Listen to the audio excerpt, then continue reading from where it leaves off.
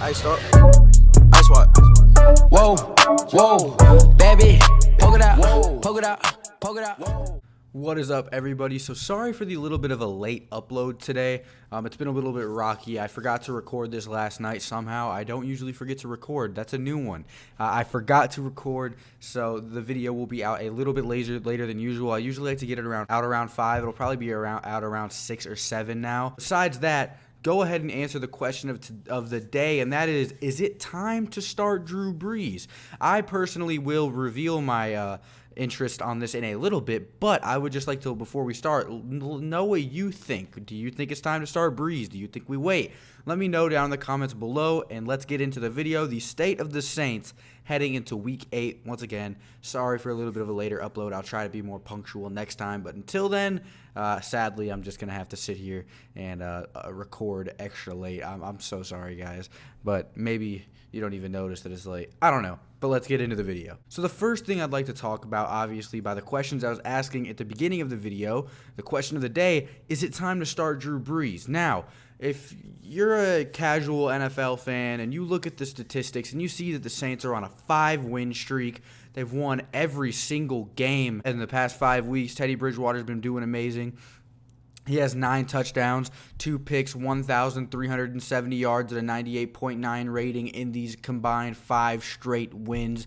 3 of the 5 wins have been on the road against the Chicago Bears, Seattle Seahawks, and Jacksonville Jaguars. And he's also beaten teams like the Buccaneers. So you got to just look at it and think, if you're a casual fan, should Drew Brees even come back? And adamant members of the WHODAT Nation understand and know that this is never a question. This will never be a question.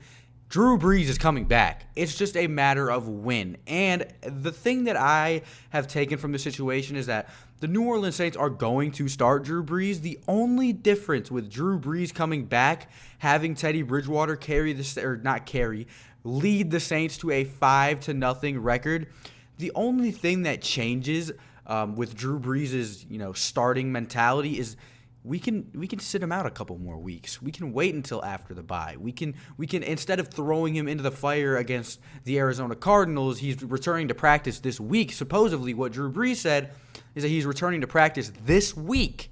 He wants to return Week 8, but Sean Payton, he's not buying it. In an interview, he said, no, Drew Brees is not coming back Week 8. He could just be trying to throw the Cardinals off, but honestly, in my 100% opinion, I don't think Drew Brees is ready yet.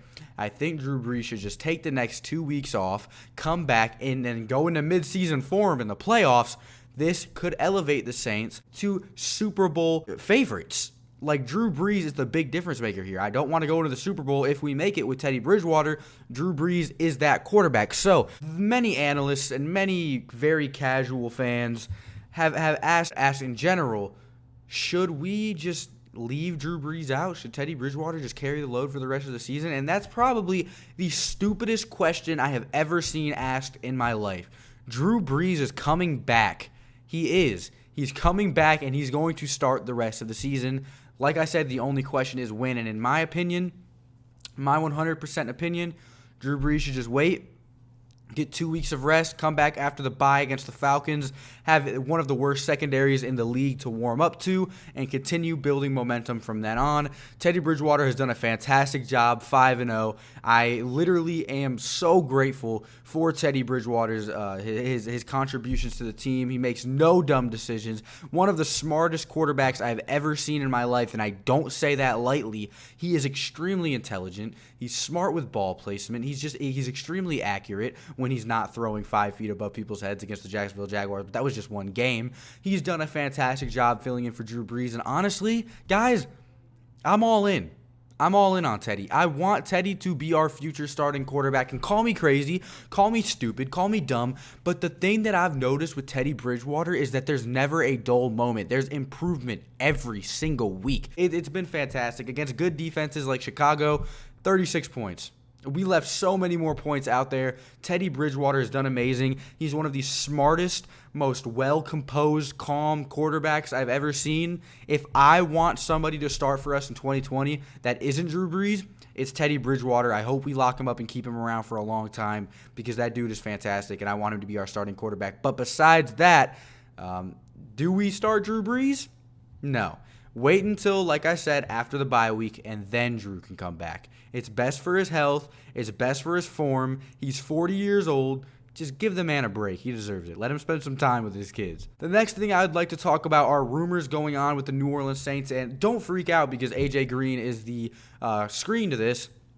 There's actually some information I'd like to talk about with AJ Green that actually hurts our chances detrimentally. So, the New Orleans Saints, after watching Emmanuel Sanders get picked up, Jason La Canfora said the Saints are still in the market for a pass catcher.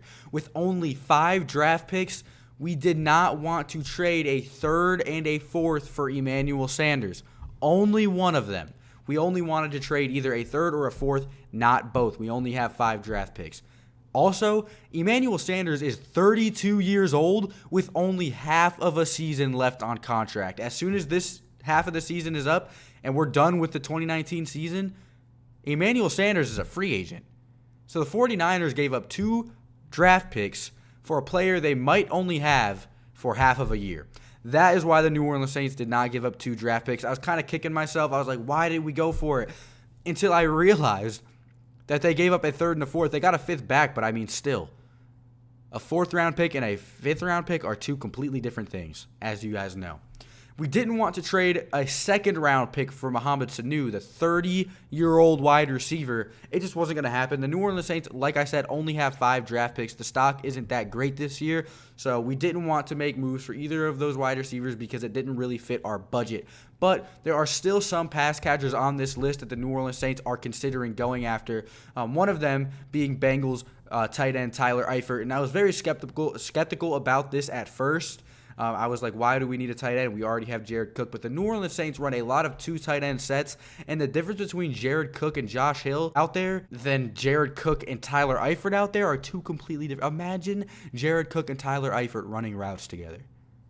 That would be fantastic. There'd be 2 big targets that the league can't cover. That would be amazing. The New Orleans Saints are also interested in AJ Green from the Bengals and are actually listed as the front runners to trade for AJ Green before the trade deadline. But the situation here is what? The Bengals are being reluctant and telling everyone that they're not going to trade AJ Green. That's the problem with AJ Green. We don't know if he's being traded yet or not, but the Saints are listed as the front runner. They have very, very, very strong interest, have talked to the Bengals on multiple occasions, and once they crack, the Jacksonville Jaguars said every day they're not trading Jalen Ramsey just to try to get that price up. Once they crack, AJ Green could be somebody that ends up landing in New Orleans. Another player is Titans wide receiver Corey Davis, and then the Dolphins wide receiver Devontae Parker. Those are 2 that just were kind of thrown in there. I don't think the Saints have engaged in any talks on them 2, but those would be 2 extremely good fits in New Orleans. I genuinely would like to see one of them come to New Orleans if we can't get AJ Green or Tyler Eifert or anybody like that. Those would be 2 really good fits, and it's just, who would you guys want? Who would you guys want to come and help Michael Thomas? Who would you want to come and save Michael Thomas from having this extensive, humongous workload, especially with Tre'Quan Smith being out for however long he's going to be out? I will update you guys with the injury report when it comes out tomorrow, but sadly, I do not have that yet. I do have information on hurt defenders, though, so until then, we'll talk about that. But Tre'Quan Smith is out, so we have to get somebody to help Michael Thomas. It might be a look for the Saints to go and get a dynamic pass catcher. Who would you guys want out there assisting Michael Thomas? Let me know down in the comment section below, and let's move on to the next subject. The next thing I would like to cover is the New Orleans Saints defense. Now, let me get all of the good out of the way first. Now, the New Orleans Saints defense is tied 6th in total defense out of all 32 teams. 6th. We've had 5 garbage time touchdowns allowed this year, and we are still 6th in total defense in the entire NFL, only allowing 21 points per game. If we get that garbage time 4th quarter prevent defense under control, this defense could be ranked top 3 in the NFL. It is that good. It's extremely opportunistic. They're good at forcing turnovers. Von Bell has been amazing, has a nose for the ball. Demario Davis is an elite linebacker. Don't try to tell me otherwise. Marcus Davenport and Cameron Jordan are probably the best edge duo in the league. I don't know who's better. And then you have David Onyemata and Sheldon Rankins and Malcolm Brown. The defense is stacked. It's fantastic. Marshawn Lattimore and Eli Apple have been playing amazing. Update on Eli Apple in a minute. But tied 6th in total defense. That means something. We are only 9th in rushing defense, which I think is genuinely inflated from not having David Onyemata and Sheldon Rankins out there at the same time for a couple of weeks. That definitely was a big hit. They are two very good run defenders, but against Chicago, Demario Davis was the highest ranked linebacker in the league on Pro Football Focus with a 91.7 rating. Phenomenal. The defense absolutely balled out. I don't care how bad the Bears offense is. We've locked up good offensive day week after week after week. We deserve this break. But Demario Davis, highest ranked linebacker in the league with a 91.7 rating. Von Bell was the 3rd highest ranked safety in the league with a 90.1. That's fantastic, isn't it? Von Bell has been amazing. I've been predicting a breakout year for him for so long, the past 2 years. Last offseason I said it, listen, okay, well, the Saints just released running back Zach Zenner. So am I stupid for saying all of that I said about Zach Zenner? No. He's a great player. He'll go somewhere and succeed. Best of luck to you, Zach Zenner. A little bit of an interruption in this video, but that could update the health options on Alvin Kamara. Maybe he does start versus the Cardinals. Who knows? But sucks it was such a short stint for Zach Zenner. If Latavius Murray didn't play as fantastic as he did last week, I don't think we're in this situation. But peace out, Zach Zenner. Thank you for filling in for a week. So Von Bell was the 3rd highest ranked safety in the league with a 90.1. Chauncey Gardner-Johnson had a 71.3 overall in his first start in his entire career, 69.5 in coverage, 11 targets, 7 catches, 18 total yards allowed. 18. All of them were yards after the catch. Fantastic. 2 passes broken up and 6 tackles. A couple of them were extremely detrimental open field tackles to stop drives. There were multiple where Chauncey Gardner-Johnson was getting out there and hitting people low in the legs. Tarek Cohen. So this defensive play could be affected by just a couple of things. And that couple of things is a really big couple of things. We play the Arizona Cardinals this week, and then we have a bye week, but that's only 2 weeks. And Eli Apple, with his hyperextended knee, the initial diagnosis is a hyperextended knee. We haven't gotten any other information on that, but that's exactly what a lot of people think it is. He can be sidelined from 2 to 4 weeks. We're not 100% sure how long that timetable is. We haven't gotten any updates, but as soon as we do, I will let you know.